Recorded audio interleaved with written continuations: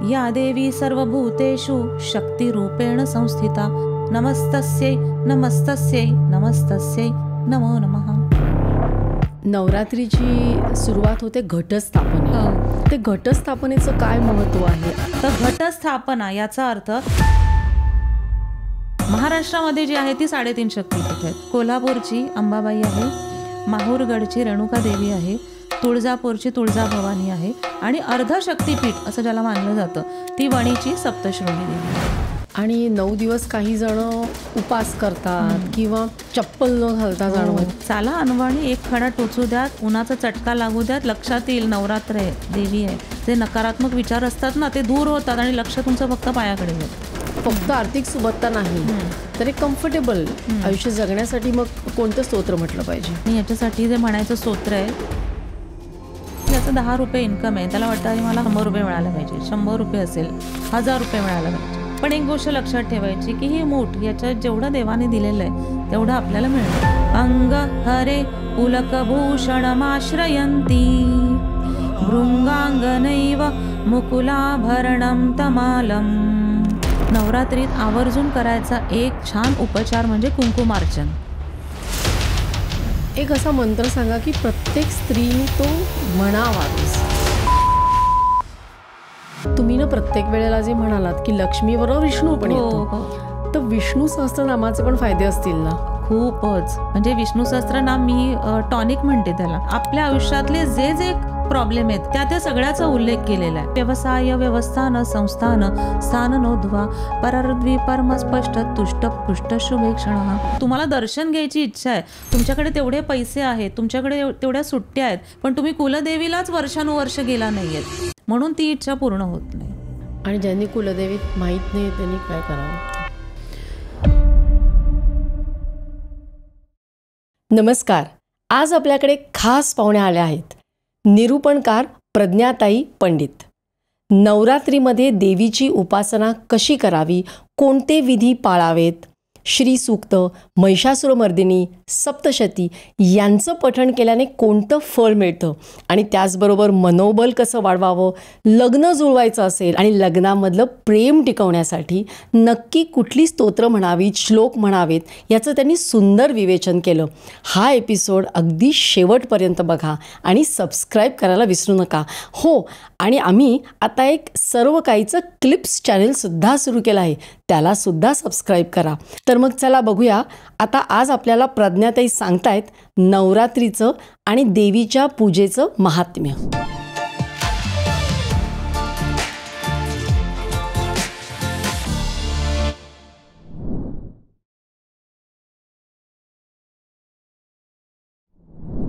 नमस्कार प्रज्ञाताई, तुमचं सर्व काहीमध्ये खूप खूप स्वागत आहे. धन्यवाद मॅडम, थँक्यू सो मच. आपल्याकडे नवरात्री हा एक उत्सव मानला जातो. अगदी. आणि त्या काळामध्ये 9 दिवस 9 रात्री आपण प्रचंड उपासना करतो, साधना करतो.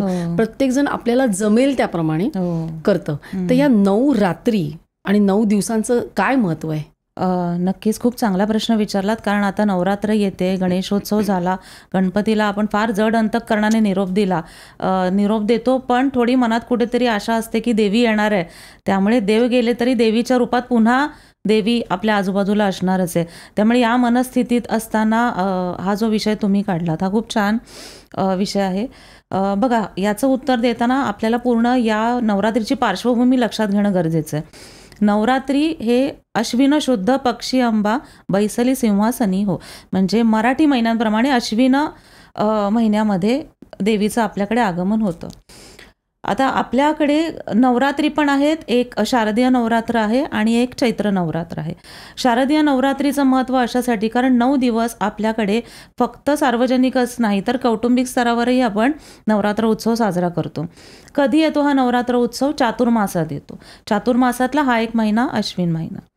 आता एक छान गोष्ट काय आहे चातुर्मासातली, तर फक्त चातुर्मास म्हणजे 4 महिने नाही, तर चातुर्मास म्हणजे आषाढी एकादशीपासून कार्तिकी एकादशी पर्यंतचा जो हा काळ आहे हा चातुर्मासाचा काळ. अतिशय पवित्र मंगलमय काळ. का? कारण या 4 महिन्यामध्ये आषाढी एकादशीला श्री विष्णुदेव म्हणजे लक्ष्मीचे पती योगनिद्रेत जातात आणि कार्तिकी एकादशीला ते योगनिद्रेतून पुन्हा जागे होऊन आपल्या जगाचा कारभार करायला सज्ज होतं. आता गंमत अशी आहे की 4 महिने देव योगनिद्रेत आहेत. मग आपलं काय होणार? आपली काळजी कोण घेणार? मग आपली काळजी घेण्याचं जे काम आहे ते विष्णू जे आहे ते महादेवांवरती हे कार्य सोपवतात. मग 4 महिन्यात आपली काळजी घेण्याचं काम महादेव करतात.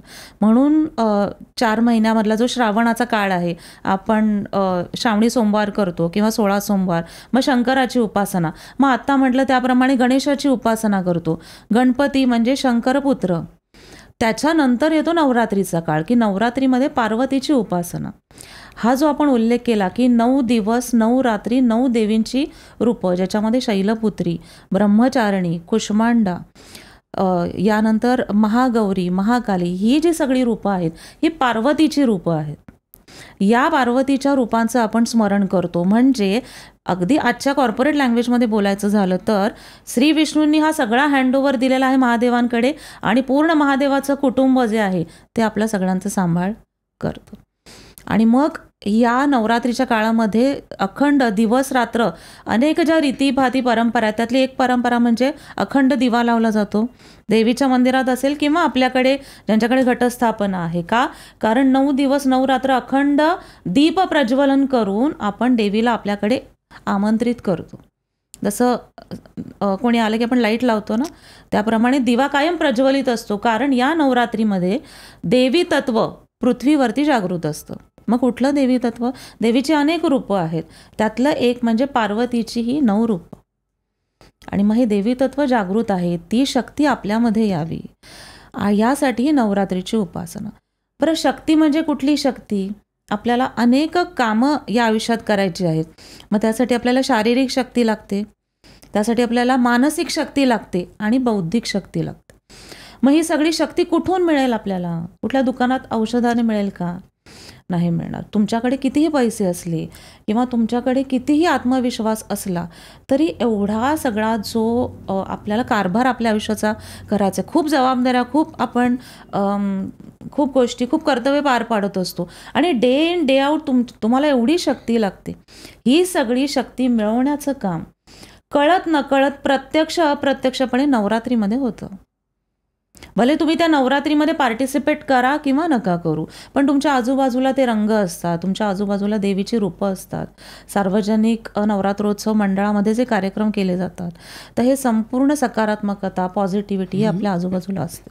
नवरात्रीची सुरुवात होते घटस्थापनेने आणि ते दसऱ्यापर्यंत चालतं, नाही का? अगदी. तर ते घटस्थापनेचं काय महत्व आहे? आणि 9 दिवस वेगवेगळ्या देवींची आपण उपासना करतो.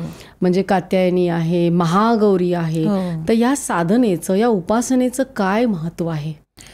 घटस्थापना जी आहे, तर जसं मी आता म्हटलं की देवी तत्व या नवरात्रीच्या काळामध्ये पृथ्वी तलावर जागृत आहे. मग ते देवी तत्वाची पूजा आपण आपल्याकडे कसं करणार? तर घटस्थापनेने करणार. घटस्थापनेचे अनेक ज्याच्या त्याच्या कुळाचाराप्रमाणे अनेक विधी आहेत.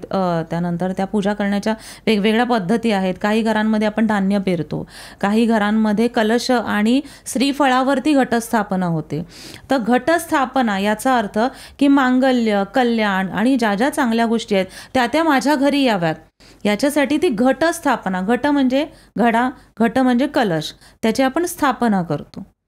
आता त्या घटामध्ये काय असतं? घटामध्ये आपण धान्य भरतो किंवा काही कुळाचाराप्रमाणे घटामध्ये आपण पाणी भरतो. मग या सगळ्या कुठल्या गोष्टी आहेत? पंचमहाभूतातल्या गोष्टी आहेत.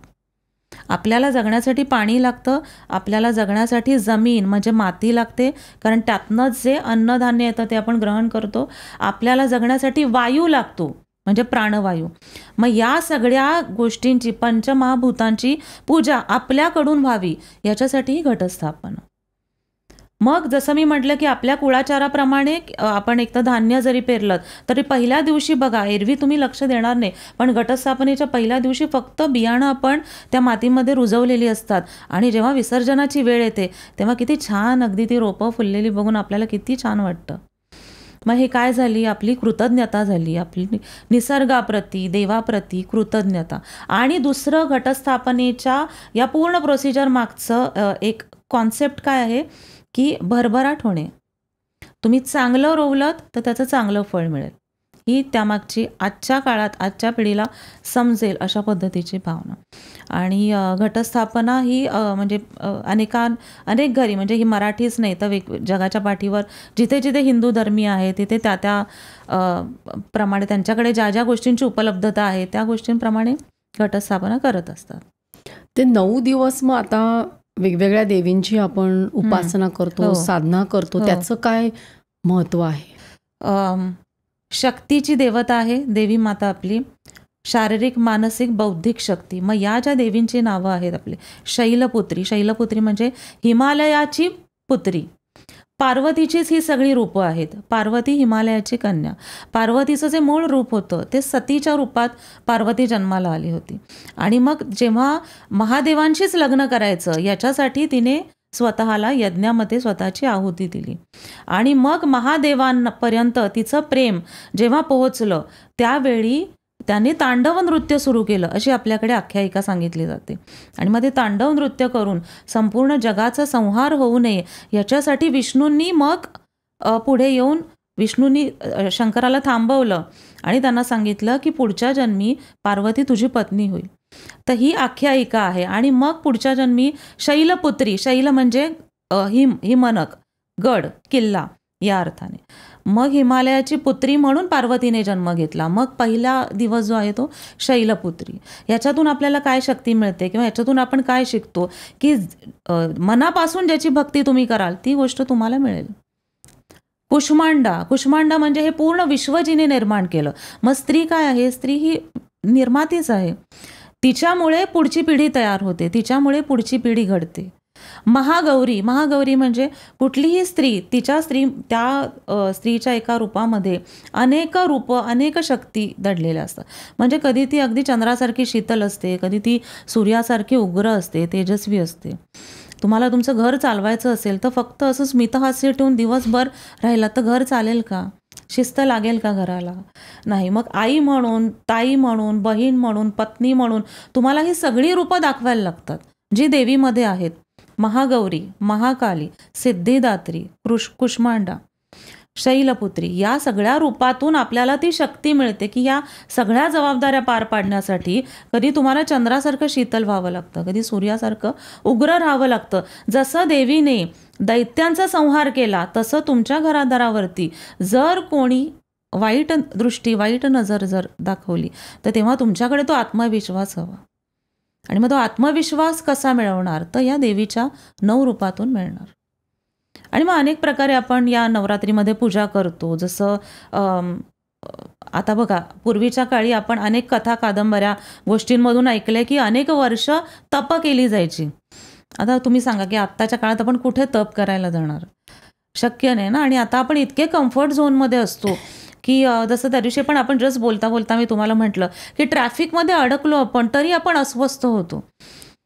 कारण कुठलीही गोष्ट सहन करण्याची आपली कपॅसिटी नाही आहे. आणि ज्या आपण गोष्टी कथा ऐकल्यात त्याच्यात तर 12 वर्ष तप केलं, 14 वर्ष तप केलं. म्हणजे आता देवीचा उल्लेख आहे म्हणून सीतेचं उदाहरण घेते मी. वनवासाची शिक्षा प्रभू श्रीरामांना झाली होती, सीतेला सांगितलं नव्हतं. पण तरी प्रभू श्रीरामांना साथ द्यायची म्हणून सीता जी स्वतः छान चांगलं आयुष्य जगली, आता राजघराण्यातली सून म्हणून तिचं आयुष्य तिला पदरी पडलेलं आहे, पण तरी ती एका पायावर तयार झाली की नाही, मी प्रभू श्रीरामांबरोबर जाणार. सो अशा या सगळ्या जबाबदाऱ्या पार पडत असताना जी जी शक्ती आपल्याला लागते ती सगळी शक्ती या नवरात्रीच्या 9 दिवसाच्या उपासनेतून आपल्याला मिळते. आता या 9 दिवसांमध्ये आपण बघतो की बऱ्याचदा सप्तशतीचा पाठ केला जातो किंवा स्त्री सुक्त म्हटलं जातं. तर अशी कोणती जी स्तोत्र आहेत किंवा सूक्त आहेत की ज्याच्यामुळे त्या 9 दिवसामध्ये त्याचं पठण केलं तर आपल्याला चांगले अनुभव येतात? म्हणजे अशी कुठली स्तोत्र आहेत आणि तुम्ही शिकवता नाही का तुमच्या स्टुडंट्सना, तर ते काही अनुभव आहेत का? हो, नक्कीच सांगायला आवडेल. त्याच्या आधी मला हे आवर्जून सांगायला आवडेल की आपण इतक्या छान धर्मात जन्माला आलेलो आहोत की या धर्माला एक सायंटिफिक बेस आहे. आपण अंधश्रद्धेवर आधारित असलेल्या धर्मात जन्माला आलेलो नाही आहोत. आपलं मागच्या जन्माचं खूप पुण्य आहे. तर या धर्मात आपल्याकडे वेद पुराणामध्ये अनेक स्तोत्र, सूक्त, प्रार्थना दिलेल्या आहेत.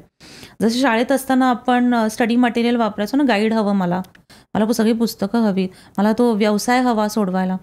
सो आपल्या आयुष्यातले हे जे सगळे प्रश्न आहेत हे सोडवायला तुम्ही कोणाकडे मदत मागणार? तर आपल्याकडे ऑलरेडी वेदपुराणात ही सगळी स्तोत्र दिलेली आहेत. तर या नवरात्रीच्या काळामध्ये देवीची अनेक स्तोत्र आहेत. त्यामध्ये एक सप्तशती पाठ, ज्याचं महत्त्व खूप प्रभावी आहे, अपरंपार महत्त्व आहे. सप्तशती म्हणजे काय? थोडक्यात सांगायचं तर 700 श्लोक, त्याला म्हणतो सप्तशती. मग त्याच्यामध्ये 13 अध्याय आहेत, 13 स्तोत्र आहेत. आणि या सगळ्याचं पठण करून आपल्याला देवीची शक्ती, म्हणजे ती अंशरूपाने शक्ती आहे, ती प्राप्त होते. का प्राप्त होईल? का तुम्ही विश्वास ठेवाल? म्हणजे फक्त मी म्हणते म्हणून का? ही सगळी जी स्तोत्र आहेत ती संस्कृतमध्ये आहेत. संस्कृत ही सगळ्या भाषांची आई आहे, भाषांची जननी.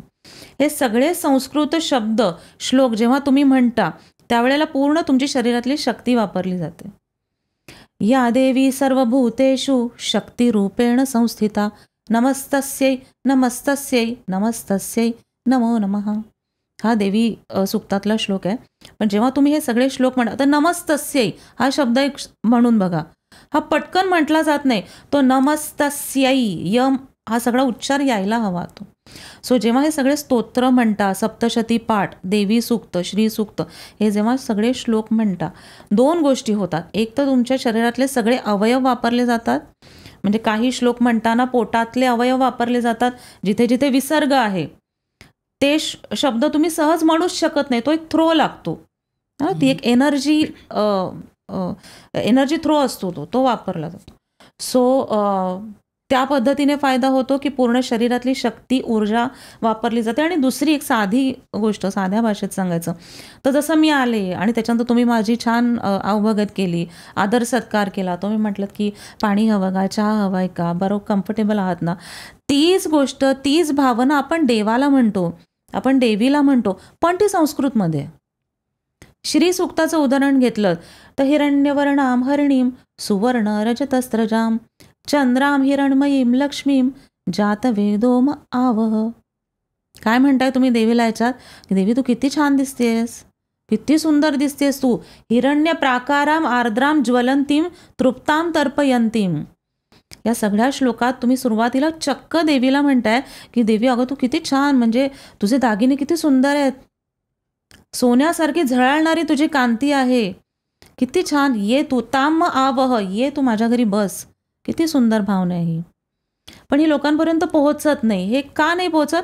फक्त एकच गोष्ट आहे की संस्कृत आहे आणि त्याचं भाषांतर कळत नाही लोकांना. त्यामुळे आत्ता या पॉडकास्टच्या माध्यमातून ही जेव्हा माहिती आपल्या श्रोत्यांपर्यंत जाईल त्यावेळेला नवरात्रीमध्ये तुम्ही आवर्जून श्री सूक्त म्हणा, देवी सूक्त म्हणा. देवी सूक्तातले काही श्लोक जसं मी आत्ता म्हटलं, शक्तिरूपेण संस्थिता, म्हणजे शक्ती रूपात देवी माता तू माझ्या अंगी निवास कर.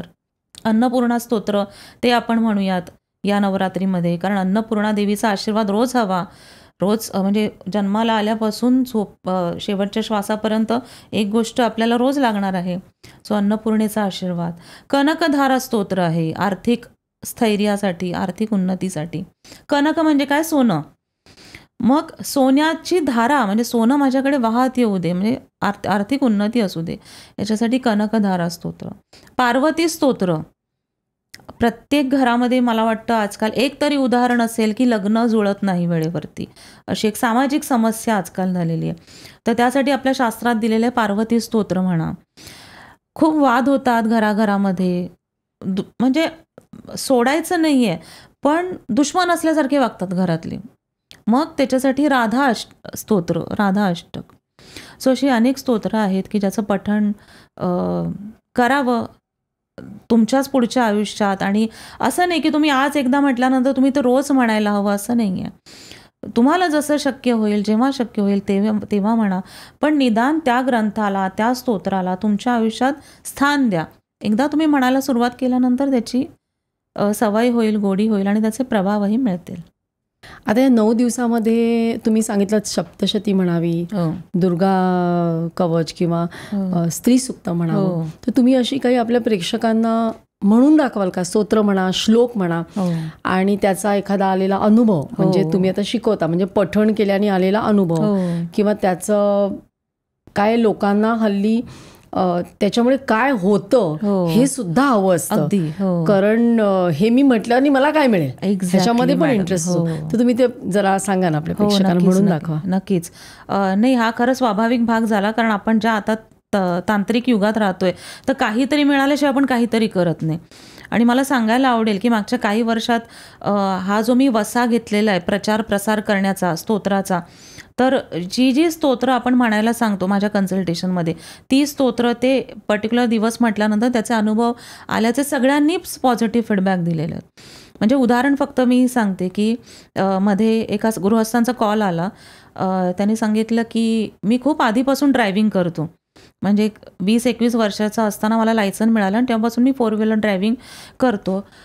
करोना काळामध्ये मला करोना झाला आणि त्याच्यानंतर जेव्हा सगळे निर्बंध संपले तेव्हा मी गाडी चालवायला सुरुवात केली आणि माझा ॲक्सिडेंट झाला. आणि तो ॲक्सिडेंट झाल्यानंतर मग तो एकतर आधीच करोनातनं मी कसाबसा तग धरून राहिलो आणि त्याच्यानंतर ॲक्सिडेंट, आणि त्यामुळे माझा आत्मविश्वास गेला. आणि म्हणाला की मॅडम, मी एवढी 50 लाखाची गाडी घेतली, मी कधीही बसने प्रवास केला नाही, रिक्षाने प्रवास केला नाही, आणि कायम मी गाडी चालवणार असा मी ॲटिट्यूड ठेवला, आणि आता मला गाडी स्टेअरिंग हातात घ्यायला भीती वाटते. बरं, मी हे कोणाला सांगू? मी याच्यासाठी सायकियाट्रिस्टकडे गेलो, मी कन्सल्टिंग केलं, खूप औषधं घेतोय, पण तो कॉन्फिडन्स येत नाही आहे मॅडम, मी काय करू? त्यांना म्हटलं, त्यांना जी काही स्तोत्र उपासना होती ती दिली, आणि देवीचं महिषासूर मर्दिनी स्तोत्र दिलं. त्यांना एक पर्टिक्युलर टाईम पिरियड दिला जो काही आपल्या शास्त्रात सांगितला आहे, आणि त्याच्यानंतर त्यांनी मला समोरून आवर्जून सांगितलं की मॅडम, जेव्हापासून विष्णू सहस्त्रनाम आणि ही देवी उपासना करतोय तेव्हापासून आपोआप माझ्या मनात तो जो हरलेला आत्मविश्वास होता तो हळूहळू जागृत झाला आहे. आता मी गाडी चालवायला सुरुवात केली. अर्थात आता ते आहेत कोकणात राहणारे गृहस्थ, ते म्हणाले मी कोकणाच्या बाहेर जात नाही, आधी मी मुंबई पुण्याला जायचो, पण निदान मी आता तिथल्या माझ्या गावातल्या गावात तरी गाडी चालवतो, आणि हा फक्त 2 महिन्यात झालेला फरक आहे.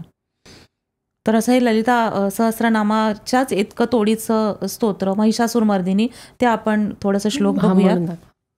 आणि हे कधी म्हणजे एखाद्याचा कॉन्फिडन्स गेला तर महिषासूर मर्दिनी स्तोत्र म्हणायचं. हो हो आहे. मेंटेन ठेवायला कसं असतं, आपल्याकडे एखादी गोष्ट असली की मग आपण ॲब्रप्टली वापरतो, आपल्याला वाटतं की ते जाणारच नाही कधी.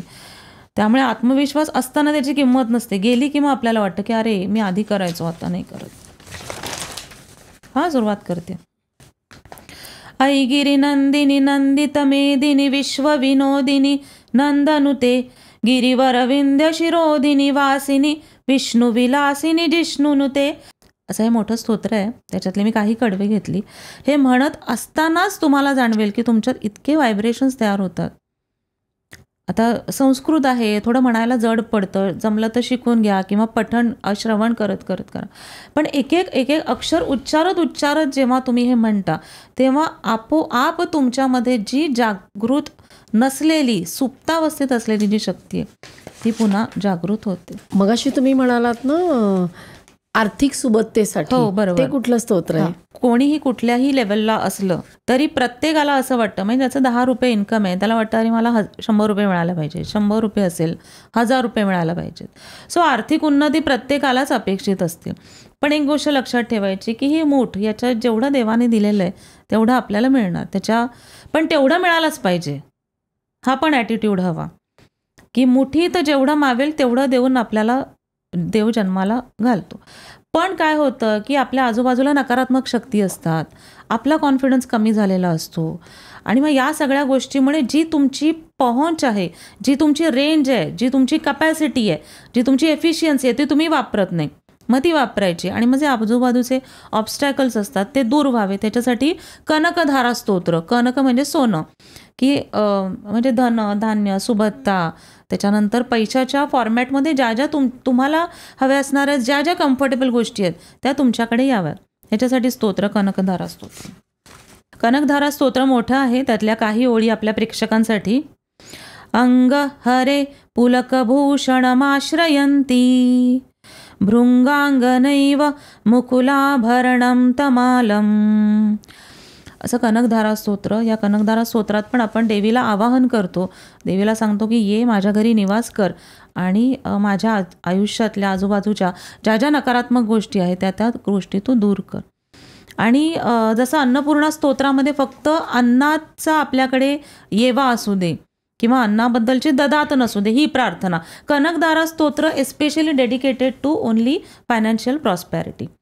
तुम्हाला आठवत असेल ना, लहान असताना आपण एक प्रार्थना म्हणायचो की मारुती शक्ती दे, विठोबा भक्ती दे, नारदा युक्ती दे, श्रीकृष्णा प्रेम दे, सरस्वती विद्या दे, रामराया कल्याण कर. याचा अर्थ काय की प्रत्येक देवाला एक एक डिपार्टमेंट दिलेलं आहे आणि मग त्या डिपार्टमेंटचे हेड ते आहेत, ते HOD आहेत. मग ते मागायचं असेल तर त्याच्याकडे जायचं. म्हणून कनकधारा, फायनान्शियल प्रॉस्पेरिटी, आर्थिक उन्नती. पार्वती स्तोत्रही मी म्हणून दाखवते. पार्वतीचं सगळं महात्म्य चरित्र आपल्याला माहिती आहे. आपण आता गणपतीच्या काळामध्ये पार्वतीची उपासना करतो. त्याचं स्तोत्र: शक्ती स्वरूपे सर्वेषां सर्वाधारे गुणाश्रये सदार शंकर युक्ते च पतिम देही नमोस्तुते. देवी, या स्तोत्रात आपण देवीला सांगतोय की पतिम देही नमोस्तुते, म्हणजे जर मुलगा हे स्तोत्र म्हणत असेल तर पत्नीम देही नमोस्तुते, म्हणजे चक्क विवाह योग्य जोडीदार मिळू दे याच्यासाठी ही प्रार्थना. मग इथे तुम्ही अन्न, धान्य, पैसे, आत्मविश्वास नाही, directly come to the point. मुद्दा काय आहे तो इथे अगदी शब्दशः लिहून दिलेला आहे. आपल्याला काहीच वेगळं करायचं नाही. आपल्या उपासनेत इतकी स्वच्छ, शुद्ध, फोकस्ड प्रार्थना आहे. आपण म्हणतो ना, अरे तू मुद्द्याचं बोल ना, मी विचारतोय काय, तुम्ही उत्तरं काय देता. सो असं हे ह्याच्यामध्ये होत नाही. लग्न जमत नसेल तर त्यांनी पार्वती स्तोत्र म्हणावं. आणि आता मागच्या काही महिन्यांमध्ये ज्यांना आपण कन्सल्टिंगमध्ये हे उपाय देतो, तर पार्वती स्तोत्र आणि त्याचबरोबर अकंपनीड बाय शिवस्तोत्र.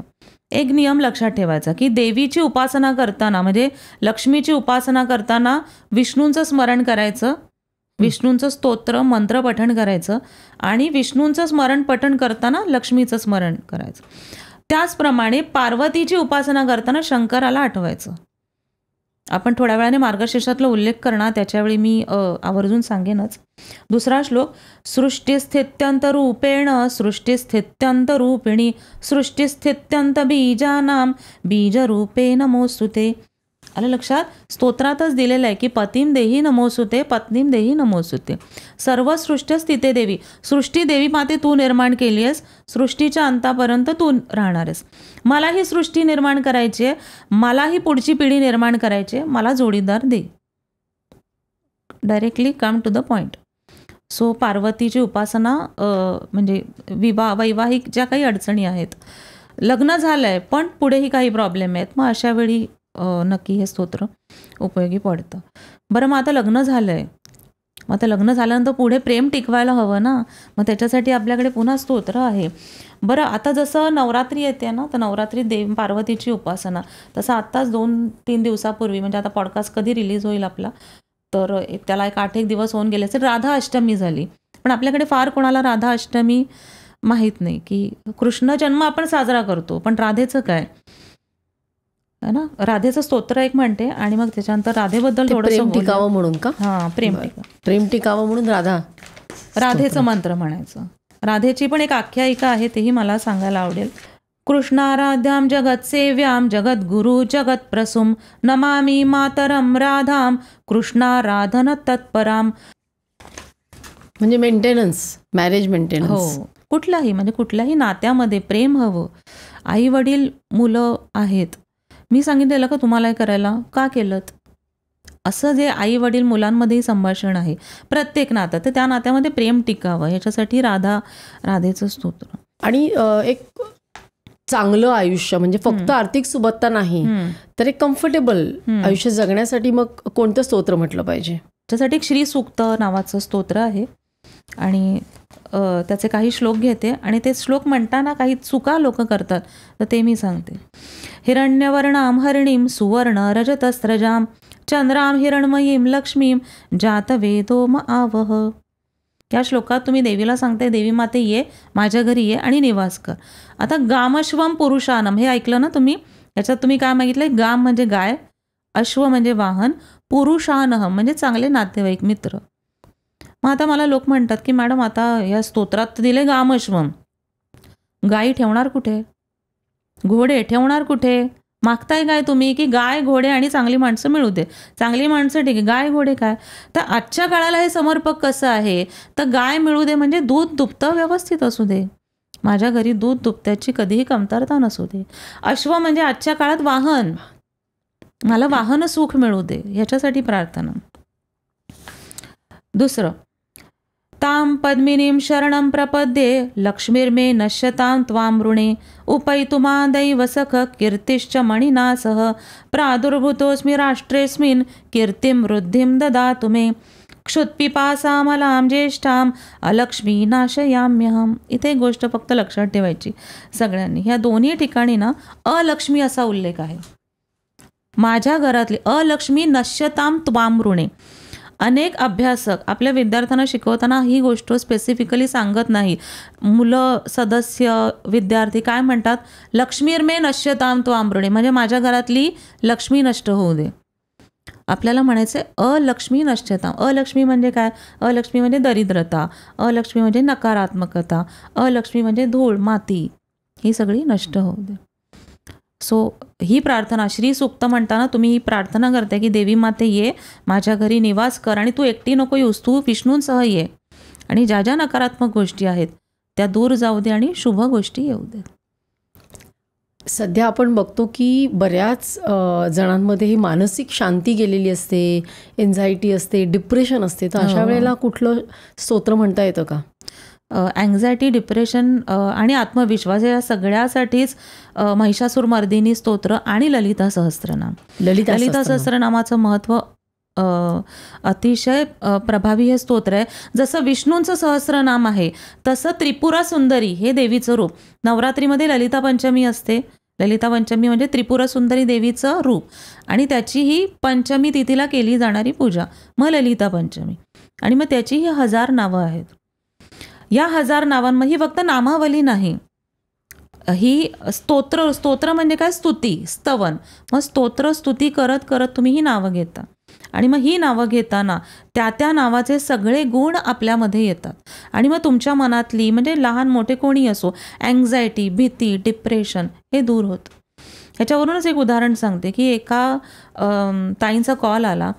त्या म्हणाल्या की मॅडम, मी ना शाळेत कॉलेजमध्ये असल्यापासून फार धीट होते, मी खूप प्रवास केला इकडे तिकडे, पण लग्न झाल्यानंतर जबाबदाऱ्या पडल्या, बाहेरच्या जगाशी संपर्क कमी झाला, आणि माझे मिस्टर असे आहेत की ते त्यांना बाहेर टूरवर वगैरे जावं लागतं, घरी मी एकटी असते.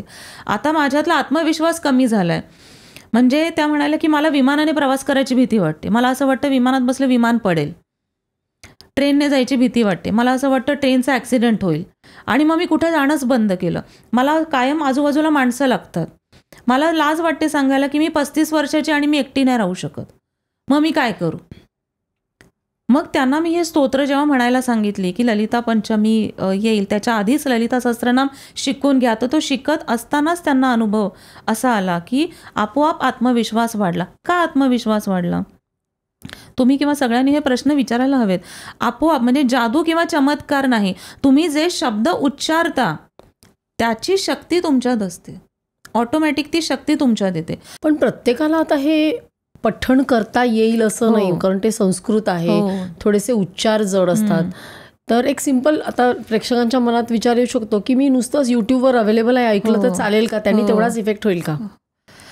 खरं प्रांजळपणे सांगायचं तर इफेक्ट होईल, पण 50% इफेक्ट होईल, पूर्ण इफेक्ट होणार नाही. कारण मला माहिती आहे की व्यायाम केल्याने माझं शरीर चांगलं राहणार आहे. पण ते जेव्हा मी करेन तेव्हा ते माझं शरीर चांगलं होईल. समोरचा व्यायाम करतोय बघून मला फक्त उत्साह, स्फूर्ती येईल. मग तुम्ही मार्ग काय काढाल? शिकण्याचा प्रयत्न करा. तेही नाही जमलं तर मराठीतली जी भाषांतरं उपलब्ध आहेत त्या संस्कृत श्लोकांची ती भाषांतरं वाचा. म्हणजे अनेक संस्कृत भाषांतरकारांनी मराठीत किंवा ज्या तुमची मातृभाषा असेल त्या मातृभाषेमध्ये त्याचं भाषांतर केलेलं आहे, ते निदान वाचा. आणि मी सांगू का की आपल्या सगळ्यांच्या आयुष्यातला करता करविता तो आहे. तुम्ही देवाला सांगायचं, देवीला सांगायचं की देवी माते मला ना ललिता सहस्त्रनाम शिकायचं आहे, मला ते स्तोत्र शिकून पठण करून तुझी भक्ती करायची, पण मला येत नाही, तो योग तू जुळवून आण. आणि मग देवाला तो संकल्प करून ते निवेदन देऊन मग देवीला सांगायचं की तोपर्यंत यथाशक्ती यथामती मी ही पूजा करत आहे. हा पहिला मार्ग झाला. दुसरा मार्ग की मंत्र उच्चारण सगळ्यांना बऱ्यापैकी येतं, कारण आपण ओम नमः शिवाय, श्री गुरुदेव दत्त, ओम गम गणपती नमः ही सगळी मंत्र उपासना तर आपण करतोच. मग तसंच देवीचं ओम ह्रीम श्रीम लक्ष्मीभ्यो नमः ओम ह्रीम श्रीम क्लीम चामुंडाये विच्ची, चामुंडा देवी जी शक्तीची देवता आहे, त्या मंत्राचं स्मरण करून. सो स्तोत्रांपर्यंत तुम्ही नाही पोचू शकलात तरी रोज मंत्र उच्चारण करत करत तुम्ही ती शक्ती स्वतःची नक्की वाढवू शकता. एक असा मंत्र सांगा की प्रत्येक स्त्रीनी तो म्हणावा रोज. आपल्या आयुष्यात सगळ्यात महत्त्वाचे कोण असतात? आई वडील असतात, है ना. आई वडील कुठल्याही आयुष्याच्या टप्प्यावरती आई वडिलांशिवायचं जग आपल्याला अपूर्ण अधुरं वाटतं. आपल्या कुळाचे आई वडील असतात कुलदेवी, कुलस्वामिनी आणि कुलदेव. सो त्यांना आपण कधीही विसरायचं नाही. म्हणजे पूर्ण वर्षभरात एक दिवस तरी वेळ काढून कुलदेव कुलस्वामिनीला जायचं. त्यामुळे प्रत्येक स्त्रीने आपल्या रोजच्या आयुष्यातल्या ज्या एवढ्या जे व्याप ताप सांभाळतो हे सगळं करत असताना कुलदेवीला लक्षात ठेवायचं. तुमची कुलदेवी कुठली आहे? महालक्ष्मी आहे का? मग महालक्ष्मी देवतेचं स्मरण करा. 3.5 शक्तिपीठं आहेत आपली. मग 3.5 शक्तिपीठं यांच्यापैकी तुमच्या ज्या कुलदेवी असतील, कोल्हापूरची अंबाबाई, ओम ह्रीम श्रीम क्लीम लक्ष्मीभ्यो नमः. मग रेणुका देवीचा मंत्र आहे, रेणुके देव्यै नमः, या मंत्राचा जप करा. काही जण मला म्हणतात मॅडम असं आहे की आम्हाला आमची कुलदेवी माहीत नाही आहे.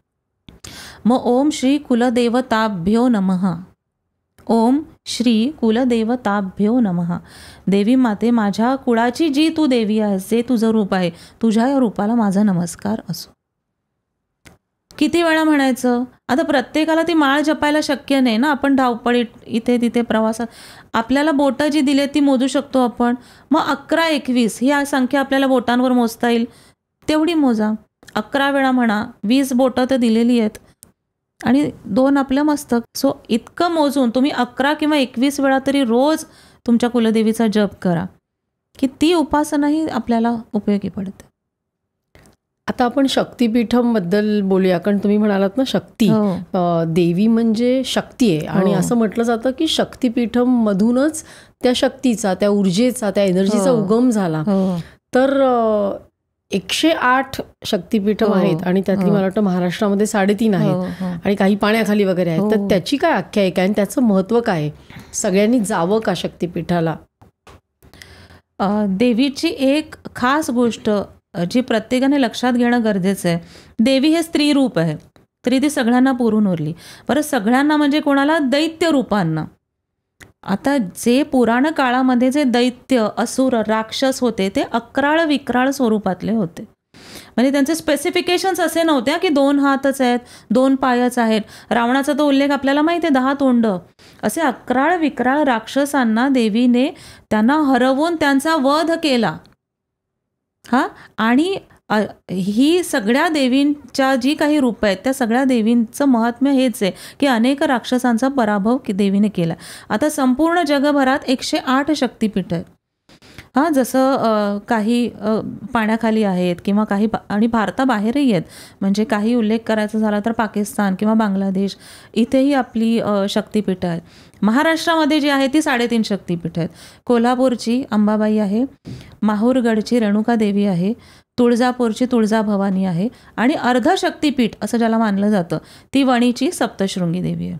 तर कितीही तुम्ही जग फिरा, कुठेही अगदी छान स्थळं दर्शन करा, पण हे आपले आई वडील जे आहेत यांच्या मूळ देवस्थानी जाऊन त्यांचं पायाचं दर्शन घ्या आणि मग तिकडचा आशीर्वाद घ्या आणि मग नंतर जग फिरा, हे माझं सगळ्यांना सांगणं असतं. कारण शक्तीचा स्रोत तो आहे. आणि मी जसं मगाशी बोलता बोलता उल्लेख केला की शारीरिक, मानसिक आणि बौद्धिक शक्ती. शारीरिक शक्ती म्हणजे थकायचं नाही आपल्याला. थकून झोपण्यासाठी देवाने रात्र तयार केलेली आहे. रात्र नसेल तर आपण रात्री काम करत बसू. सो दिवसभरात भरपूर काम करायचंय, छान काम करायचंय. शारीरिक शक्ती पाहिजे, मानसिक शक्ती पाहिजे. का मानसिक शक्ती पाहिजे? कारण बदलणाऱ्या जगाबरोबर, बदलणाऱ्या माणसांबरोबर आपल्याला डील करायचं आहे. कोणी असं बोलला मग मला रडायला आलं, कोणी तसं बोलला मला रडायला आलं, कोणी असं वागतंय मग मी आता सोडून देते, आता मी करणारच नाही का. हे मानसिक आजार, रोग आपल्याला नको आहे. Mentally you should be stable, है ना. मानसिकरित्या तुम्हाला ओव्हर कॉन्फिडंट पण राहायचं नाही आहे, तुम्हाला अंडर कॉन्फिडंट पण राहायचं नाही आहे. इन बोथ वेज की तुम्ही लोक तुमच्यापासून दूर राहतील. देवीने पण राक्षसांना, जी 3.5 शक्तिपीठांचा उल्लेख केला, देवीने राक्षसांना हरवलं, त्यांचा वध केला. पण देवीच्या चेहऱ्याकडे बघा, कुठलंही रूप, छान स्मितहास्य, प्रसन्न व्यक्तिमत्व, आणि भक्तांवर माया करणारी आहे ती. सो ही 3.5 शक्तिपीठं जी महाराष्ट्रात आहेत आणि आपण सगळ्यांनी त्यांचं दर्शन घ्यावं या पॉडकास्टच्या निमित्ताने, हे मी सगळ्यांना सांगू इच्छिते. पण म्हणजे आयुष्यात एकदा तरी या 3.5 शक्तिपीठाचं दर्शन घ्यायला पाहिजे की दरवर्षी आपण गेलो पाहिजे? दरवर्षी कुलदेवीला एकदा जावं असं आपल्या शास्त्रात सांगितलेलं आहे. कुलदेवी आणि कुलदेव. कुलदेवीला जाऊन आता वर्षभर आपल्याला काय लागतं? अन्न वस्त्र निवारा डे इन डे आऊट लागतोय. मग तो जिथून येतोय त्या देवीला तुम्ही जाऊन ओटी भरा, त्याच्यानंतर देवीला नैवेद्य अर्पण करा, की ती तुमची देवाप्रती झाली कृतज्ञता, की देवी माते तुम्हाला वर्षभर भरभरून दिलेलं आहेस, असंच हेही पुढचं वर्ष माझ्या पाठीशी उभी राहा, मला छान सगळं भरभरून दे, मला, माझ्या कुटुंबाला, माझ्या परिवाराला सुखी ठेव तू, आणि कृतज्ञता म्हणून मी तुझी ही ओटी भरत आहे. नाही करत.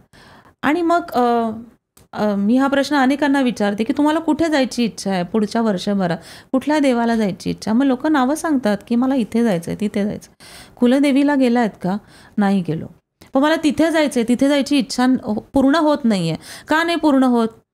नावं घेतात त्या स्थळाची. त्याचं कारण हे आहे की तुम्ही खूप छान पदार्थ केलात घरी, शेजाऱ्यांना नेऊन दिलात की छान पदार्थ केला, कसा झालाय बघा, पण घरी आईवडिलांना दाखवलं नाहीत.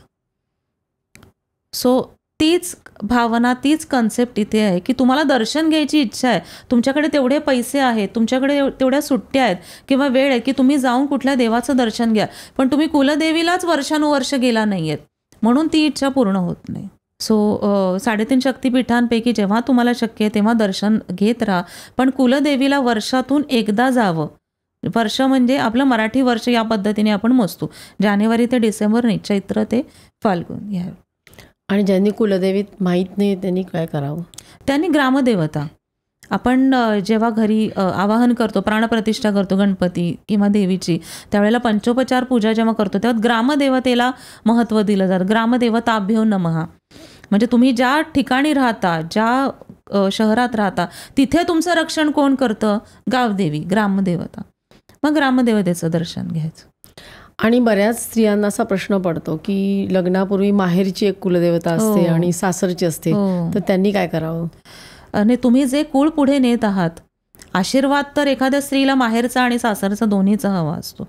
सो आपण दोन्ही देवतांची पूजा करणं इष्ट आहे, पण कंपल्सरी काय आहे की तुम्ही आता जे कुळ पुढे नेत आहात, तुमच्या कुळाचं कोण रक्षण करणार आहे, त्या देवीची उपासना आणि त्या देवीचं दर्शन करणं पहिले गरजेचं आहे.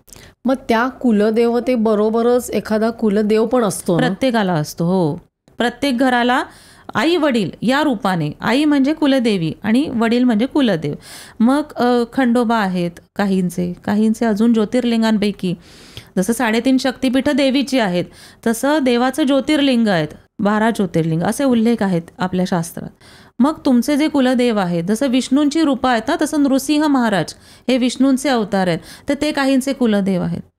सो दोन्हीपैकी एका तरी आई किंवा वडिलांच्या दर्शनाला जावं. आता नवरात्रीमध्ये आपण बरेच विधी करतो, व्रतवैकल्य करतो, तर कोणते करावेत आणि का करावेत? कारण हल्लीच्या पिढीला मी हे का करावं हा प्रश्न पडतो. हो, करेक्ट. नवरात्रीत आवर्जून करायचा एक छान उपचार म्हणजे कुंकुमार्चन. देवीची जी पूजा आहे ती आपण कुंकुमार्चन या विधीने करतो, म्हणजे कुंकवाचा अभिषेक करतो. आता आपल्याला जे आपले आवडीचे देव आहेत त्यामध्ये महादेवांना आपण जलाभिषेक करतो, पाण्याचा अभिषेक. तुम्ही कुठल्याही महादेवाच्या मंदिरात गेलात तरी तिथे पाण्याची व्यवस्था केलेली असते, कलश असतो, जलाभिषेक करतो. त्यानंतर पंचामृत आणि दुधाने आपण गणपती आणि कृष्णाला अभिषेक करतो. कृष्ण जन्म जेव्हा होतो त्यावेळेला आपण दुधाने अभिषेक करतो. आणि कृष्णाबद्दलची आपण आख्यायिका पण माहिती आहे की दूध, तूप, लोणी हे किती प्रिय होतं. देवीला अभिषेक करताना आपण पाण्याने अभिषेक नाही करत, देवीला अभिषेक करताना दुधाने अभिषेक नाही करत. देवी ही सौभाग्य देणारी देवता आहे. सौभाग्य म्हणजे शुभ भाग्य देणारी देवता. मग शुभ भाग्याचं लक्षण काय आहे? हळद आणि कुंकू. मग कुंकवाचा अभिषेक देवीला केला जातो, त्याला म्हणतात कुंकुमार्चन विधी. मग आपल्या सगळ्यांच्या घरी अन्नपूर्णा देवीची मूर्ती आहे किंवा श्री सुक्ताचं यंत्र असेल, काहीच नाही आहे, तुम्ही परदेशात आहात, म्हणजे आपले बरेच सदस्य जे आहेत, क्लायंट जे आहेत ते परदेशात राहतात. मग आपण सुपारीवर अभिषेक करायला सांगतो, की सुपारी ही देवता समजायची आणि हळद कुंकू वाहून त्याला कुंकवाने अभिषेक करायचा. नियम काय असतो फक्त, की हा कुंकुमार्चनचा अभिषेक करताना कुठली बोटं वापरता ही महत्त्वाची असतात. तुम्ही पहिलं बोट वापरायचं नाही, कारण पहिलं बोट म्हणजे जेव्हा आपण कोणाला सूचना देतो त्यावेळेला हे बोट वापरतो. सो हे बोट वापरायचं नाही, अंगठा वापरायचा नाही आणि कनिष्ठ बोट वापरायचं नाही. हा ना, म्हणजे कुंकुमार्चन करताना आधार फक्त अंगठ्याचा घेणार आणि ही 2 बोटं आणि या 3 बोटांनी कुंकवाचा आपण अभिषेक करत करत कुंकुमार्चन विधी करणार. म्हणजे अभिषेक म्हणजे कोरडं कुंकू कुंकू व्हायचं, ना? हा कोरडं कुंकू. आणि मग तो पायापासून ती सुरुवात करायची. म्हणजे इथे मी सुपारी घेतलेली आहे आणि तो कुंकुमार्चन करत असताना तुम्हाला जे मंत्र येतात ते मंत्र म्हणा. श्रेयस्कर काय असतं, श्री सूक्त म्हणा, देवी सूक्त म्हणा, महिषासूर मर्दिनी स्तोत्र, ललिता सहस्त्रनाम स्तोत्र. आता तुम्ही म्हणाल नाही मॅडम आम्ही शिकलो नाही, म्हणता येत नाही, मग तेव्हा रेकॉर्डिंग लावा तुमच्याकडे जे उपलब्ध आहे ते, की ते रेकॉर्डिंग करत करत तुमचं लक्ष तिथे असलं पाहिजे. आणि एखादा सोपा मंत्र, सोपा मंत्र ओम एकच ह्रीम म्हणजे एकच वाक्यातला. श्री कुलदेवताभ्यो नमः. अच्छा. हा, ओम ह्रीम श्रीम कुलदेवताभ्यो नमः. सो तो मंत्र वाहत वाहत, फक्त त्याची संख्या आपण आधी ठरवायची की 108 वेळा तुम्ही अभिषेक करणार. आणि मग तो अभिषेक फक्त देवीला कुंकवाने करत राहायचा. तो अभिषेक पूर्ण होईपर्यंत देवी छान अशी कुंकवाने विलेपित झालेली असते. कुंकू असं छान लागलेलं असतं देवीच्या शरीराला. मग तो अभिषेक झाल्यानंतर ती देवी, ती मूर्ती, ती सुपारी ज्याच्यावर तुम्ही अभिषेक करताय ते तसंच ठेवायचं. आणि मग ती देवीची जी ऊर्जा आहे, शक्ती आहे, ती त्या कुंकवामध्ये सगळी एकत्रित एकजीव होते. आणि मग ते कुंकू आपण प्रसाद म्हणून आपल्याला लावायचं. सो या नवरात्रीच्या काळामध्ये आणि त्यानंतर मार्गशीर्षात किंवा चैत्र नवरात्र ज्यांच्याकडे साजरी होते, जे जे कुळाचार आहेत त्यावेळी देवीची उपासना म्हणून तुम्ही मार्गशीर्षातलं व्रत कराल किंवा वैभवलक्ष्मी अनेक जण करतात. त्याचबरोबर हे कुंकुमार्चन विधी करून बघा. ज्या दिवशी कुंकुमार्चन विधी कराल त्या दिवशी घरात इतकं छान प्रसन्न वातावरण वाटेल. तुम्ही कोणीच नसाल, तुम्ही एकटेही घरात करू शकता, याला साहित्यही काही फार लागत नाही. सो या कुंकुमार्चन विधीने खूप छान देवीची उपासना होते. आणि 9 दिवस काही जण उपास करतात किंवा चप्पल न घालता जाणवं, ते काय काय असतं? हो, मगाशी आपण जसा उल्लेख केला तसं आधीच्या काळाप्रमाणे आपण कुठलं स्वतःच्या शरीराला यातना देण्याच्या आपण झोनच्या बाहेर आहोत आता.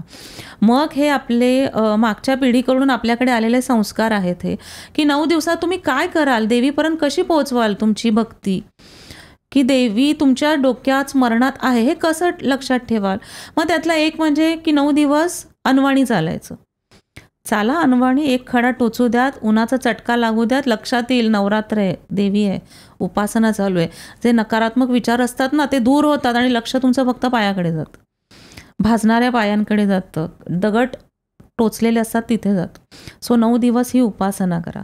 काही जण एकभुक्त राहतात, म्हणजे वेगवेगळे जे प्रकार आहेत उपासनेचे, त्यातला एक उपाय सांगितला, अनवाणी राहा, एकभुक्त राहा. म्हणजे 1 दिवसातनं एकदा अन्न प्राशन, दुसऱ्यांदा नाही.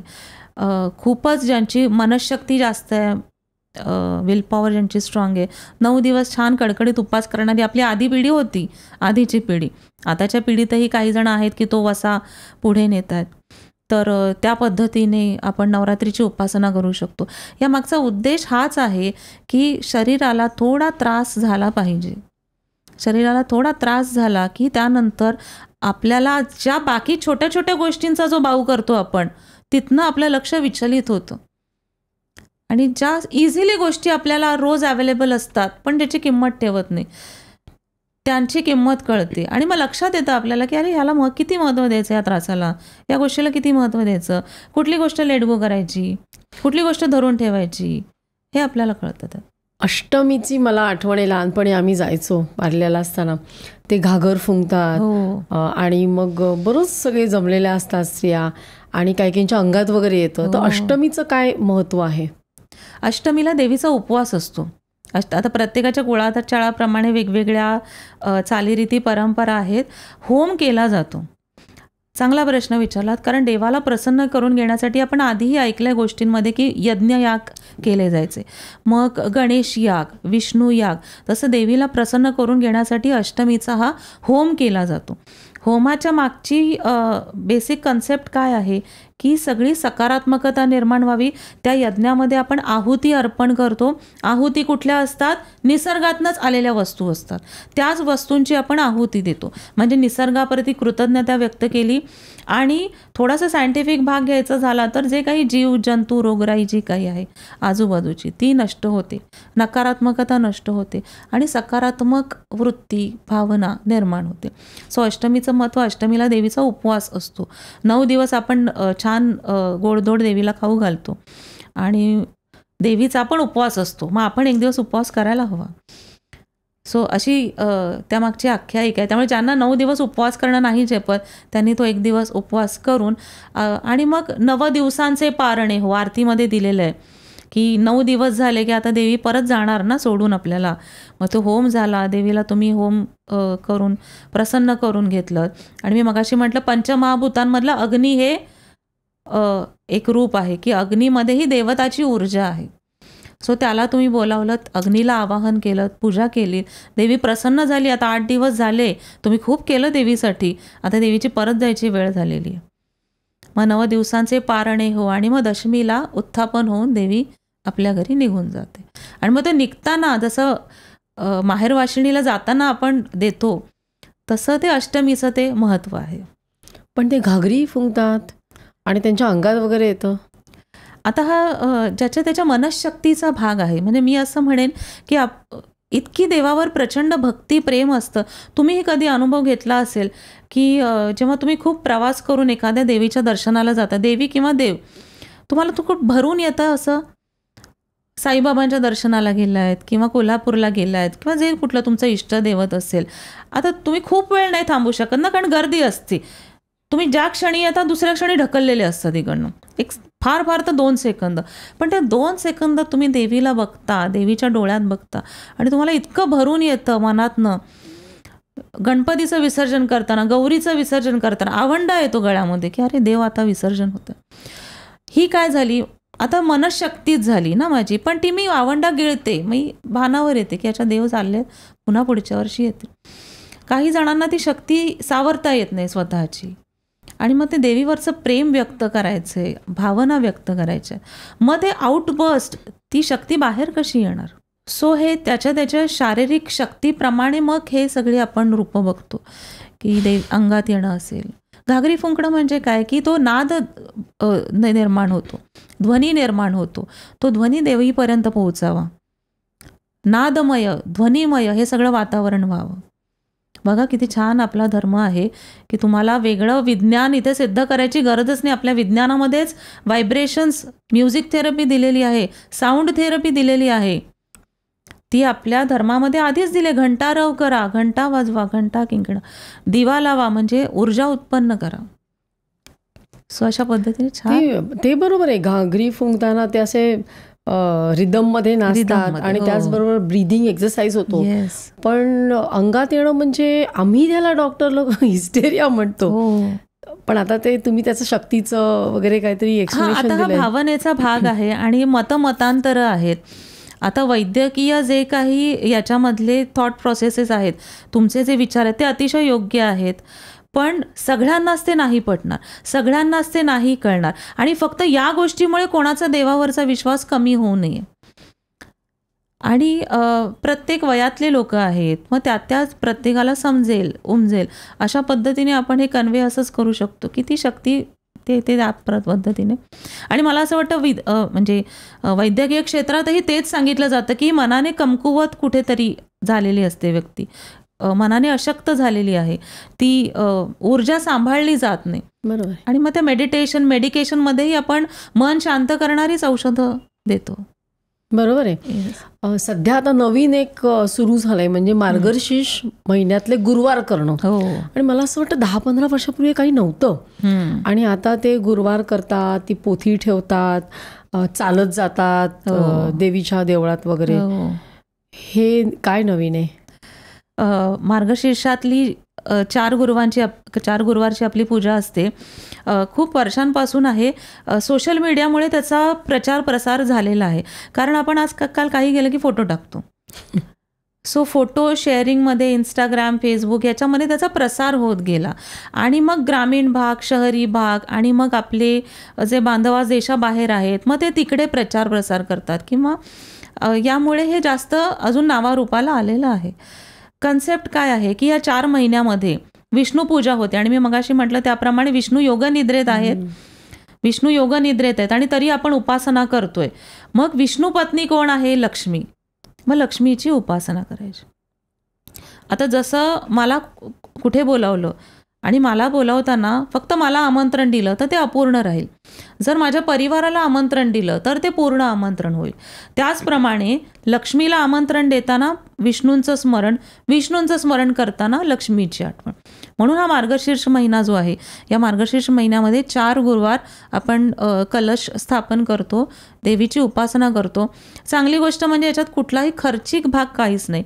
कलश आपल्याकडे असतो, पाणी असतं, म्हणजे जी झाडाची पानं आहेत ती आपल्या निसर्गातच असतात आणि त्याची पूजा केली जाते. तुम्ही ना प्रत्येक वेळेला जे म्हणालात की लक्ष्मीबरोबर विष्णू पण येतो, तर विष्णू सहस्त्रनामाचे पण फायदे असतील ना? खूपच. म्हणजे विष्णू सहस्त्रनाम मी टॉनिक म्हणते त्याला. कारण मी तुम्हाला जी वेगवेगळी स्तोत्र सांगितली की हा प्रॉब्लेम हे स्तोत्र, हे प्रॉब्लेम हे स्तोत्र. मग तसं डॉक्टरकडे जेव्हा पेशंट जातात आणि पेशंट सांगतात की मला ताप आला आहे किंवा सर्दी झाली आहे, मग तुम्ही डॉक्टर औषधं देता 2-3 दिवसाची. तिसऱ्या दिवशी पुन्हा पेशंट येतात ना आणि म्हणतात की मी बरा झालो आहे पण मला काहीतरी टॉनिक द्या ना, म्हणजे मला अजून तसं नॉर्मल नाही वाटत आहे. मग तुम्ही टॉनिक म्हणून जे त्याला व्हिटॅमिन किंवा काही गोळ्या औषधं लिक्विड देता. मग विष्णू सहस्त्रनाम हे टॉनिक आहे. विष्णू सहस्त्रनामामध्ये 107 श्लोक आहेत आणि या 107 श्लोकात आपल्या आयुष्यातले जे जे प्रॉब्लेम आहेत, ज्या ज्या कठीण परिस्थिती आहेत त्या सगळ्याचा उल्लेख केलेला आहे. मग त्याच्यातला एक श्लोक आहे व्यवसाय व्यवस्थान संस्थान स्थान नोध्वा परर्द्वी परम स्पष्ट तुष्ट पुष्ट शुभेक्षण. याच्यात दिलं आहे की देवा माझ्या व्यवसायाच्या ठिकाणी, माझ्या व्यवहाराच्या ठिकाणी, मी जिथे राहतोय तिथे सगळीकडे तुझं अस्तित्व आहे आणि तिथे ज्या ज्या अडचणी आहेत त्या अडचणींवरती तू मला बाहेर पडायला मदत कर. अपघाताचं भय असतं आपल्याला, अपमृत्यूचं भय. आता तर आजकाल जेवढ्या गोष्टी आपण ऐकतो वाचतो, प्रवास करताना आजकाल असं कमी झालं की आपण खूप मजा करत गाणी बिणी म्हणत प्रवास करतोय. असं होतच नाही. जरा घाट आला, स्पीडमध्ये गाडी आली की आपण म्हणतो अरे हळूहळू. आपण ते इतकी आजूबाजूच्या परिस्थितीमुळे आपण इतके थोडेसे भांबावून गेलेलो असतो. सो ते श्लोक त्याच्यामध्ये दिलेले आहेत की ज्याच्यात प्राणभय प्राणभृत प्राणजीवन तत्वम तत्वविदेकात्मा जन्म मृत्यू जरातिगः. म्हणजे देवा जन्म तू दिलेला आहेस, मृत्यू तू ठरवलेला आहेस, पण प्राणभय जे मला आहे ते प्राणभय तू दूर कर. अपमृत्यू अपघातापासून मला दूर ठेव. सो विष्णू सहस्त्रनामात हे सगळे जे जे आपले त्रासाचे जे भाग आहेत ते सगळे ॲड्रेस केले जातात आणि त्यातनं आपण बाहेर येतो. आणि म्हणून त्याचबरोबर हे लक्ष्मीची मार्गशीर्षातली पूजा. मार्गशीर्षातली कहाणी अनेकांना माहिती असेल, ती आजच्या काळात पण कशी समर्पक आहे ते मला सांगायला आवडेल. कहाणी काय आहे मार्गशीर्षातली की राजा भद्रश्रवा आणि राणी सूरजचंद्रिका, त्यांना 8 मुलं होती, 7 मुलगे आणि 1 मुलगी. आता मोठी गोष्ट आहे, थोडक्यात सांगायचं म्हणजे लक्ष्मी त्यांच्यावर प्रसन्न होते, महालक्ष्मी देवी. आणि मग ती म्हणते की जर मी गरिबाकडे राहिले तर राजा सगळी संपत्ती खाऊन टाकेल, मग मी राजाकडे जाईन, म्हणजे राजा प्रजेला अधिक सुख देईल.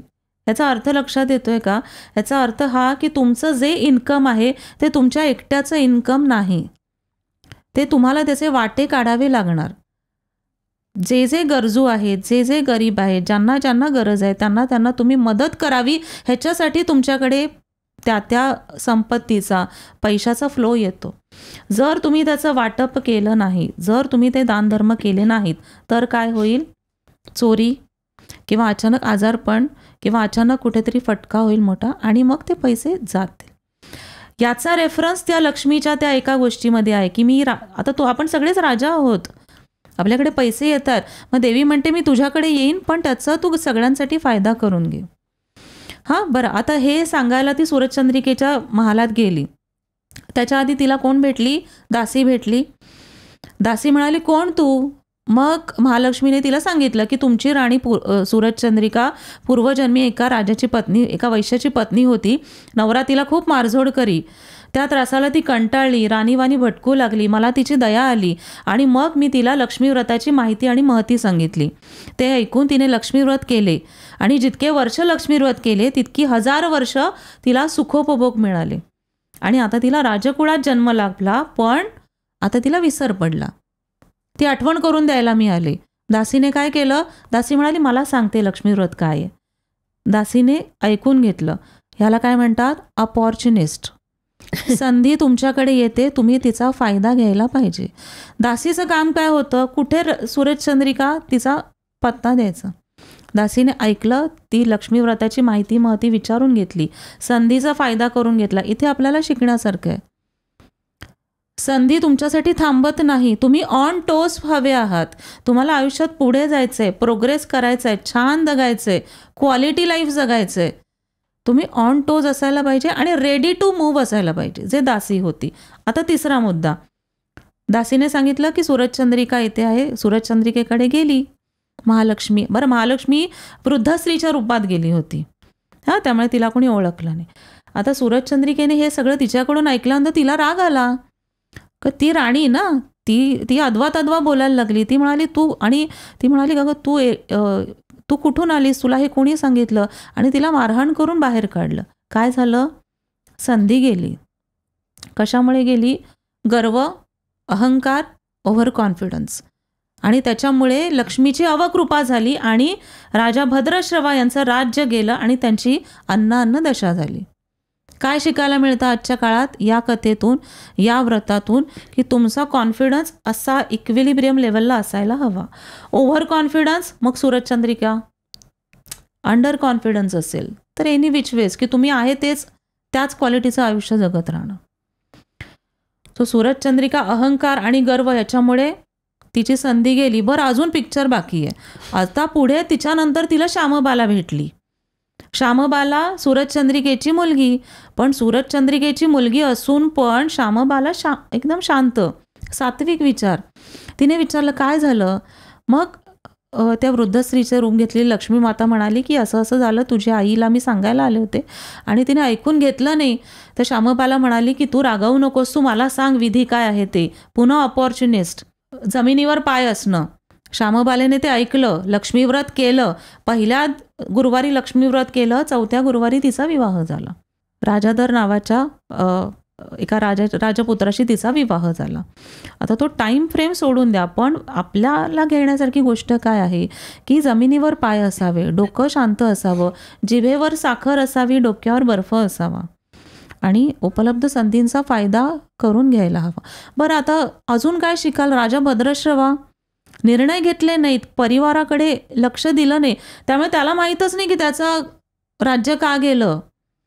सूरजचंद्रिकेवरती अवकृपा झाली ना, पण त्याने योग्य वेळी निर्णय न घेतल्यामुळे, म्हणजे जर कुटुंबातल्या एका प्रमुख व्यक्तीने जर योग्य वेळी योग्य निर्णय घेतले नाहीत तर त्याचे सगळे परिणाम सगळ्या कुटुंबाला भोगावे लागतात. आणि शेवटचा मुद्दा, आता हिचं लग्न झालं श्यामबालेचं, ती तिच्या घरी सुखी राहिली. सूरजचंद्रिका तिच्या घरी आली. सूरजचंद्रिका घरी आल्यानंतर हिने पुन्हा पुढच्या वर्षी लक्ष्मीव्रत केलं, आईकडून करवून घेतलं की आई मी करते, तू कर. मग तिचा हात लागल्यामुळे सूरजचंद्रिकेला पुन्हा वैभव प्राप्त झालं. पण त्याच्या आधी जेव्हा राजा भद्रश्रवा श्यामबालेच्या घरी गेला, श्यामबालेने पाहुणचार केला, अरे वडील आले घरी, आणि मग छान हंडा भरून द्रव्य दिलं, पैसे धन दिलं. पण शाप होता ना, लक्ष्मीची अवकृपा झाली होती. मग काय झालं की तो जे धन भरलेला जो हंडा होता तो घरी जाईपर्यंत त्याचे कोळसे झाले. त्या कहाणीत दिलेलं आहे. ह्याचा अर्थ काय की योग्य वेळी योग्य प्रकारे योग्य ते धन वापरलं नाही तर त्याचा लाभ आपल्याला कोणाला घेता येत नाही. आणि सगळ्यात शेवटी मग माहेरून कशी म्हणजे वागणूक मिळाली तरी श्यामबाला आईवर रागवली नाही, वडिलांवर रागवली नाही. जेव्हा शेवटी माहेरी गेली ती आणि माहेरून निघताना आईने तिच्याकडे लक्ष दिलं नाही, आईला राग आला की अरे आपले वडील गेले आणि हिने तर कोळसा भरून पाठवला वडिलांना, मग तिच्याकडे कोणी लक्ष दिलं नाही. मग श्यामबालेने काय केलं, येताना मीठ घेतलं बरोबर आणि मीठ घेऊन ती घरी आली, जेवायला बसले एकत्र. श्यामबालेच्या पतीने विचारलं की काय आणले माहेराहून? ती म्हणाली थांबा थोडा धीर धरा सांगते. मग तिने आचार्याला सांगून स्वयंपाक अळणी करवला आणि मग पती भोजनाला बसले आणि म्हणाले याच्यात मीठ नाही. मग श्यामबालेने मीठ काढलं आणि ते त्या जेवणात घातलं. ती म्हणाली हेच माझ्या राज्याचे सार, हे मी माहेरहून आणले. ह्याचा अर्थ वाईटातल्या वाईट परिस्थितीतून चांगलं शोधून काढा, छान राहा, सकारात्मकता पोहोचवा.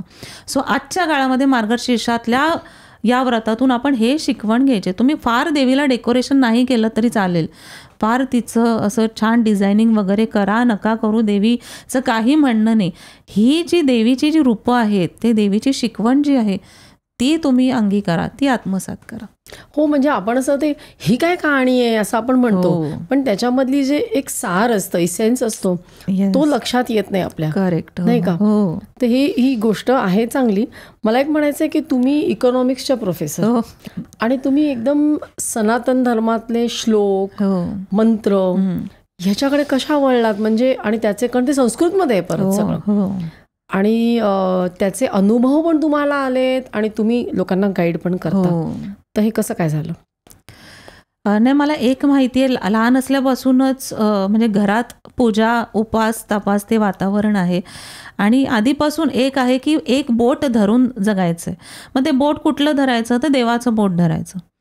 सो चातुर्मासाचं पुस्तक जे आहे त्याच्यामध्ये बऱ्यापैकी स्तोत्र आपल्याकडे लिहिलेली आहेत, त्याचं वाचन लहान असल्यापासून करत आले.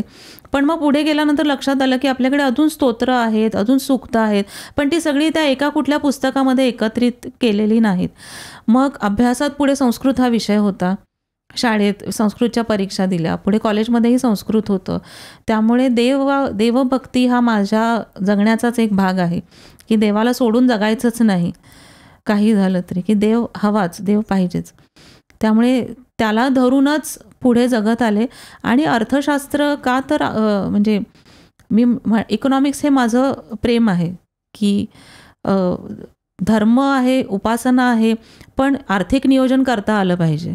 आणि मी मगाशी म्हटलं तसं ओव्हर कॉन्फिडन्स आणि अंडर कॉन्फिडन्स पण नको, इक्विलिब्रियम लेवलला राहायला हवं. तसं अर्थशास्त्रामध्ये असायला हवं की कुठल्याही क्षणी तुम्ही तुमच्या घरचं किंवा देशाचं किंवा वैयक्तिक अर्थशास्त्र सांभाळत असताना त्याचं नियोजन चांगल्या उत्कृष्ट पद्धतीने करायला हवं.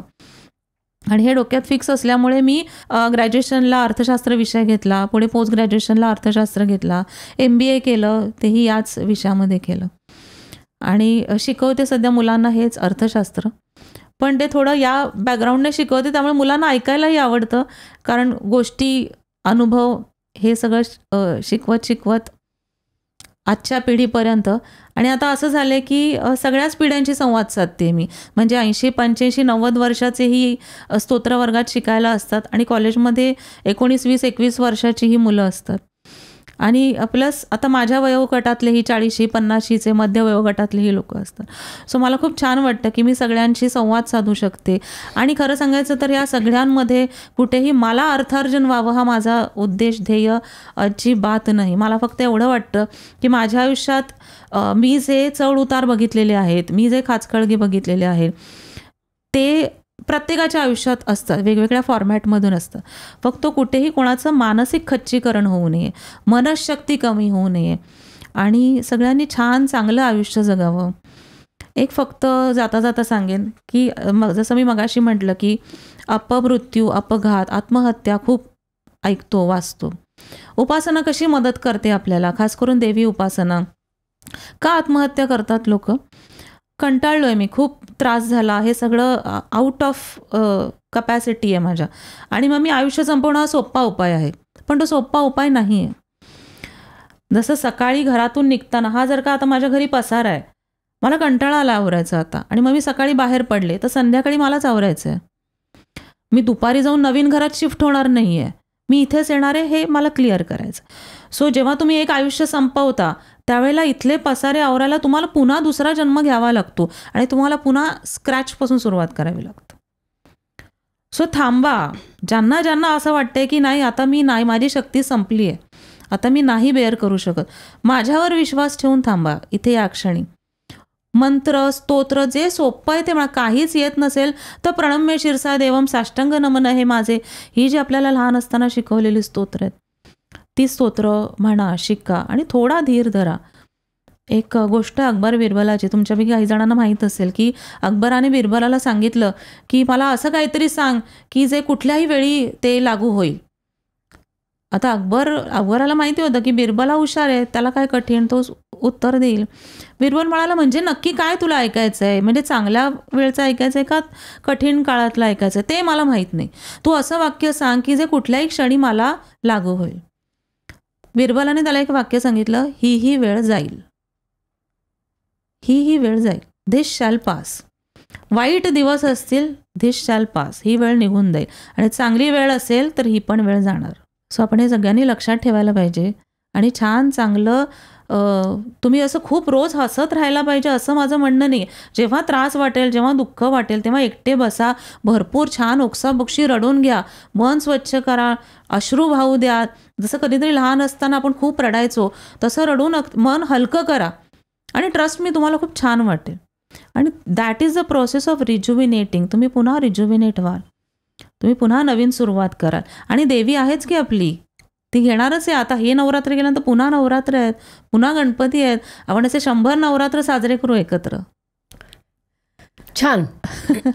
प्रज्ञाताई, तुम्ही म्हणजे जे आपल्याला पूर्वीपासून आलेलं आहे, सनातन धर्मापासून आलेलं वेद पुराण, ह्याच्यातून मिळालेलं ज्ञान आणि आताची आधुनिकता, जे तुम्ही त्याची जी सांगड घालताय ना, की सध्याच्या जगात त्याचं ॲप्लिकेशन घेऊन कसं जगावं, हे इतकं सुंदर आहे. छान वाटलं मला आणि खूप शिकायला मिळालं. तुमचे स्टुडंट्स खूप भाग्यवान आहेत की ज्यांना हे दोन्ही शिकायला मिळते. म्हणजे तरुण मुलांना सुद्धा हे असं सांगितलं की त्यांना इंटरेस्टिंग वाटतं ते, नाही का? तर तुम्ही इकडे आलात आणि छान आम्हाला माहिती दिलीत. खूप सुंदर ऐकायला मिळालं. कारण असं स्तोत्र वेगवेगळी ती म्हणता येणं, त्याचा अर्थ आणि त्याचा हा उपयोग आहे, हे इतकं प्रॅक्टिकली तुम्ही समजावून सांगितलं. खूप खूप धन्यवाद. Thank you so much. धन्यवाद मॅडम. सगळ्यात पहिले तर मला तुमच्या या टीमचे आभार मानायचे आहेत, कारण पॉडकास्ट या आजच्या काळातल्या या सेक्शनमध्ये इतके वेगवेगळे विषय सगळेजण हँडल करत असतात आणि तुम्ही मात्र तुमची मुळं अजून जमिनीत रोवलेली आहेत की आजच्या काळाला काय गरजेचं आहे हे ओळखून घेऊन आणि या काळाची समर्पकता ओळखून तुम्ही हा विषय निवडलात आणि मला इथे निमंत्रण दिलं. So hats off to you. मला असं वाटतं हे देवीने तुमच्याकडून करवून घेतलेलं आहे आणि तुमच्याबरोबर ही सगळी सर्व काहीची टीम जी तुमच्या अगदी खांद्याला खांदा लावून तुमच्यासाठी तयार आहे. सो माझ्या तुम्हाला सगळ्यांना खूप खूप शुभेच्छा आणि सदिच्छा. असंच तुमच्याकडूनही छान कार्य होत राहू दे आणि असेच प्रेरणादायी विषय घेऊन नेहमी श्रोत्यांना तुमच्यातर्फे माहिती मिळत राहू देत. मला आमंत्रण केल्याबद्दल धन्यवाद. थँक्यू. तर प्रेक्षक हो, आजचा एपिसोड जरा वेगळा होता, नाही का? प्रज्ञाताईंनी आपल्याला या नवरात्रीत नक्की काय करावं, देवीची आराधना म्हणजे काय, साधना कशी करावी, कुलदेवतेला का जावं, असं बरंच काही सांगितलं. आणि त्याचबरोबर हे करत असताना आजचं जीवन जे आहे, जे आपलं धकाधकीचं झालेलं आहे, ते कसं जगावं याविषयी खूप छान मार्गदर्शन केलं. तुमच्या जर काही याविषयी प्रतिक्रिया असतील, तुमचे काही विचार असतील किंवा तुमचे काही प्रश्न असतील की मला हा प्रॉब्लेम आहे, आम्ही काय करावं, तर कॉमेंट्समध्ये जरूर लिहा. आज जगाला ह्याची जरूर आहे. बरोबर आहे ना? अगदी. प्लीज जास्तीत जास्त लोकांना हा एपिसोड शेअर करा, लाईक करा आणि सबस्क्राईब करायला विसरू नका. पुन्हा भेटूया पुढच्या वेळी असाच एखादा अतिशय महत्त्वाचा विषय घेऊन, अशाच एखाद्या खास गेस्टबरोबर सर्व काहीमध्ये.